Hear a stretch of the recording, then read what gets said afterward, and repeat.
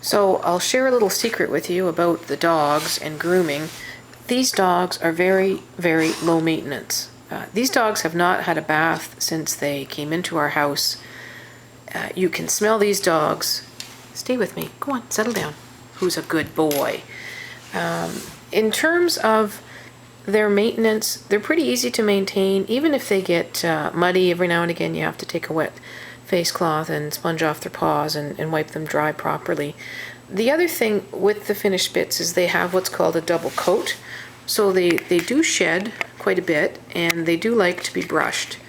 And just to give you a sense, you can tell in the heat the dogs start to need brushing a little more frequently, and you can see that their undercoat actually gets loose. And so that's something that you can brush out. I have a tiny little circular brush that seems to work well that I picked up. I have some other cat brushes actually that seem to work better than the normal sized dog brushes, which seem to pick his skin a little too much, but they're pretty good natured in general. And as you can see, they're not scared at all of the brush. Here's Minnie coming up to see what's going on, to see what she's missing out on.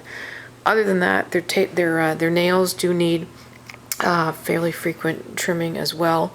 And one of the things that we have found with Tippy is he's a little bit sensitive about his toes. He doesn't like them getting pinched. He's not a real fan of his toes getting trimmed. But between the two of us, with my husband and myself, he will do the clipping. And I'll just hold Tippy and distract him a little bit and tell him what a very good boy he's being. And I find that sometimes it almost embarrasses him out of if he's going to get a little bit snappy because he really doesn't like his toes being touched. If I'm there telling him what a good boy he is, it's almost like he's too embarrassed to do anything, and he's very well behaved as a result. And this is a good example of how quiet the dogs are in the house when we're also being quiet, and the mood is quiet.